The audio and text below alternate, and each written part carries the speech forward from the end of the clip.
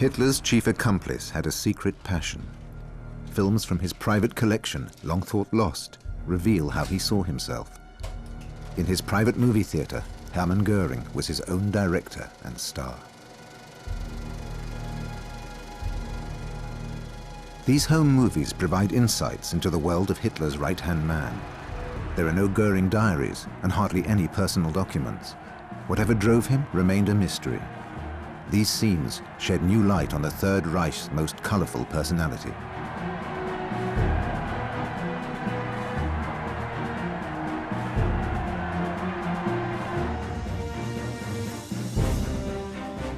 "At least I've had 12 decent years," he said when it was all over.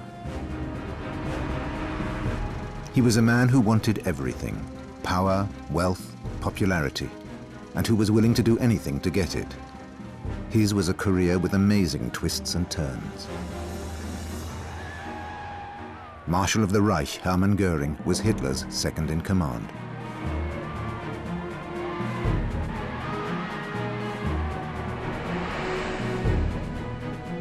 Karenhall Manor, in the countryside not far from Berlin, a symbol of his meteoric rise. Once a hunting lodge, it was transformed into a palace for a man whose influence on German government and society was unparalleled. But how do these images compare to the reality? People often suggest that Goring has two faces, that he's the jovial, genial person on the one hand, but on the other hand he's completely ruthless and brutal. I don't really see these as two faces. I see them as all part of one personality. He is a big, bluff, noisy person, but that big, bluff, noisy person is brutal and ruthless, and he does know what he wants. He was ambitious, and he was intelligent, almost certainly, I think, the most intelligent of the National Socialist leaders. He was always willing to do things which were corrupt or even criminal. And so he's this curious mixture of a strong, bold politician on the one hand, but on the other hand, the person who could easily have led a gang. But even after his capture by US forces, this film from May 1945 shows a man who thought his career could continue after the war. Goring still believed himself indispensable, and even after Hitler's death, he was totally devoted to him. And the regime's former number 2, now the number 1 living Nazi, relished his notoriety, even at the Nuremberg trials. You must plead guilty or not guilty. Bekenne mich im Sinne der Anklage nicht schuldig. Defendant number 1 planned to use the Nuremberg tribunal as his personal stage. "After all, I'm a Renaissance man," Goring said. "I love splendor." What was left? A jail cell 2 meters by 4, and the firm conviction that his place in history was assured. 50 or 60 years from now, statues of Hermann Goring will be seen all over Germany. "From the moment I first saw and heard him, I was devoted to him, body and soul," Goring said. Adolf Hitler had been a private in World War I, and he could use a fighter pilot hero like Goring in his radical right-wing splinter party. He put him in charge of his stormtroopers, the SA. At long last, Goring had found a new job. He became Hitler's right-hand man. When Goring emerged from the end of the First World War, he was like thousands of Germans, rootless, didn't know what was happening, didn't know what to do.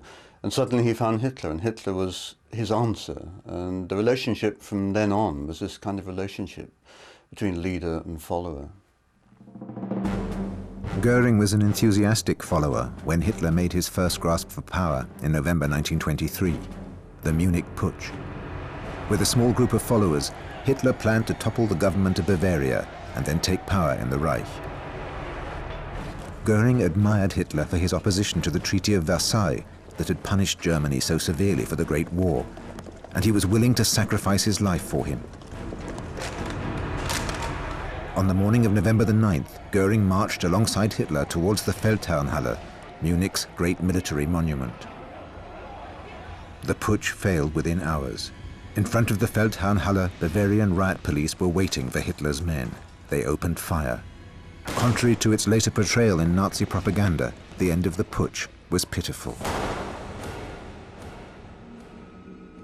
1 civilian, 4 policemen and 15 insurgents died. Goring was badly wounded. Stormtroopers took him to a doctor who wouldn't treat one of Hitler's men. Eventually, 1 floor up, Goring finally got help from the Ballins, the family of a Jewish businessman. Little did Bella Ballin and her husband know that this desperately injured man would play a key role in the Holocaust just a few years later. But he would also help them escape the Nazi death squads. I think there's no doubt that Goring was anti-Semitic. He picked up his anti-Semitism in German army circles before the First World War, but he wasn't an obsessive anti-Semite in the sense that Heinrich Himmler, he didn't have a biological view of the Jews. His was an old-fashioned nationalist prejudice against the Jews. Goring's motto was, "I decide who's a Jew." His injury from the putsch had one further consequence. He was given morphine as a painkiller. Das Morphium wurde als Droge der Schauspieler bezeichnet. A few months, opposition was eliminated. The cities changed. Communists, Social Democrats and labor unionists had disappeared from the streets. On their own authority, the SA established so-called unauthorized concentration camps.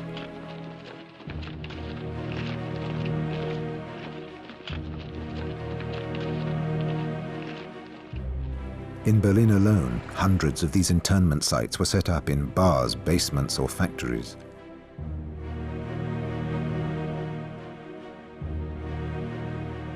Berlin's largest unauthorized camp with 2,000 inmates was in an army barracks in Paper Street near Tempelhof Airport.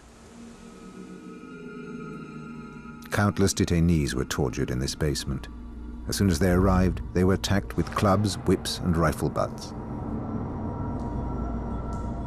17-year-old Paul Tollmann was one of the prisoners. Wenn der Vernehmende beispielsweise gesagt hat, Goring and Himmler, head of the SS, used the stormtroopers' lust for power to hatch a plot of their own. Presenting fake documents to Hitler, they urged him to crack down on Röhm and his SA.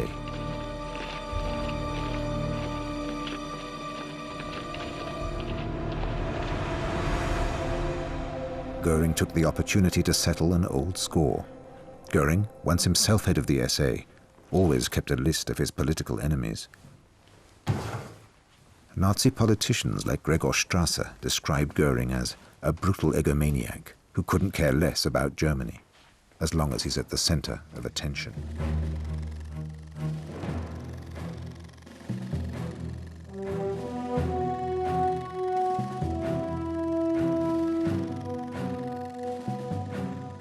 Finding his own Easter eggs. The once destitute flyboy was now one of Europe's most powerful men, and a once skeptical family was now basking in his company. There was a new woman at his side. He asked her in writing, "Would you like to marry me at Easter? The Führer will be our best man." Emmy Sonnemann, an actress from Hamburg, became the first lady of the Nazi Empire. In exile, novelist Klaus Mann wrote a letter to the bride. "Heavens, what a career step for the First Lady. And what wedding guests you had. All the old comrades in arms that your dashing husband hadn't yet had killed." April the 10th, 1935, a dream wedding, Nazi style. As the Luftwaffe flew past, executions inside the prisons continued.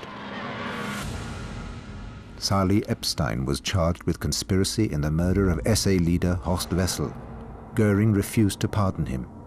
Epstein was beheaded on Goring's wedding day. From now on, Goring played the popular and likable representative of the Third Reich.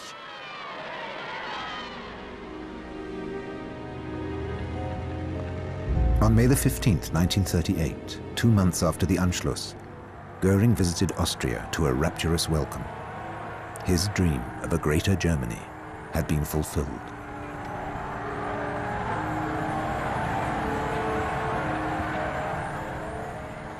One of his first stops was Mautendorf outside Salzburg. a journey into his own past. He had played in this castle as a child.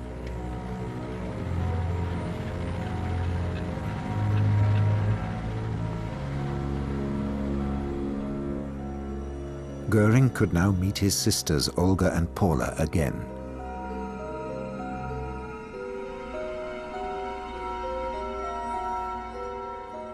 Both were married to Austrian lawyers who had arranged secret contacts between Goring and Austrian Nazis after their party had been outlawed.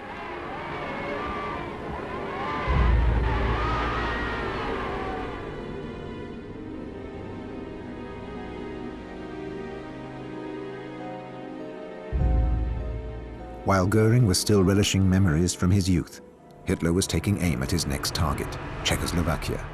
Goring sensed this would mean war with Britain and France, and he tried too few planes and too little fuel. There weren't even enough bombs. Goring, the Supreme Commander, tried to ignore the true state of his air force.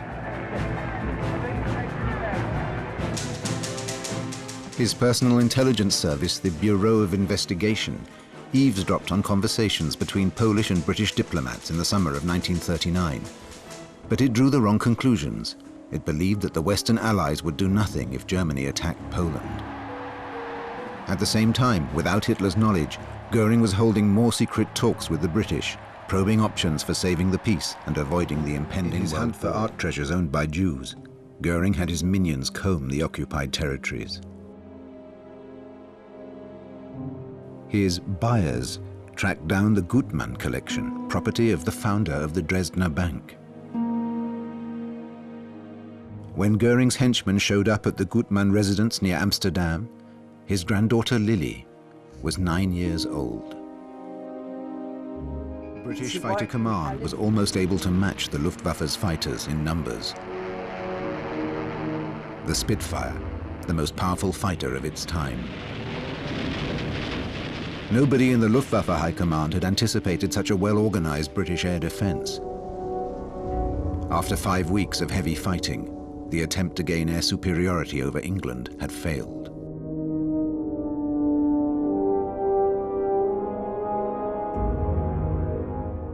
It was Goring's first major defeat.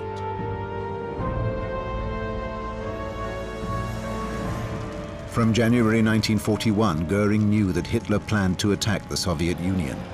He found it inexpedient, but he shied away from outright confrontation with Hitler. As in 1939, he tried again to keep Hitler from betting everything on one card. This time, Goring even disclosed the date of the attack to the Western Allies. It was high treason, punishable by death. But Goring's warning was ignored. The Air Ministry in Berlin. As the number 2 in the country, the minister could influence nearly every sphere of life in Nazi Germany, including the persecution of the Reinhard Heydrich, head of the SS Secret Service, obtained a decisive signature.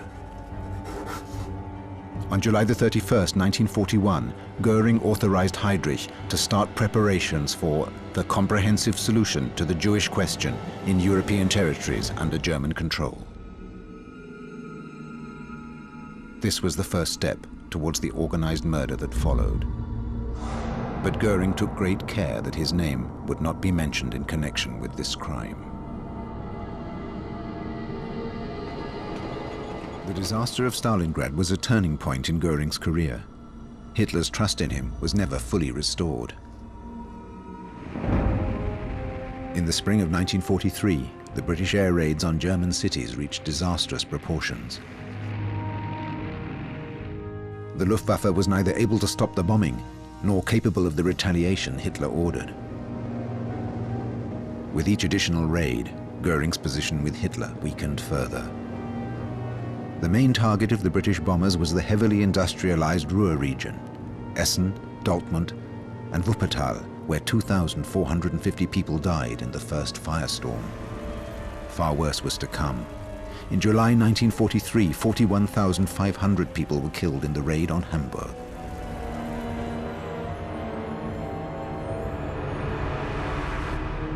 Hitler accused Goring of living in a world of his own, ignoring the reality of the situation. "Your Luftwaffe is a pigsty. They're all morons."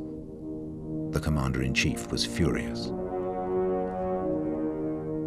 Only now did Goring realize that he had all too willingly believed his own propaganda at the Luftwaffe air shows. The planes had been prototypes, not ready for actual combat.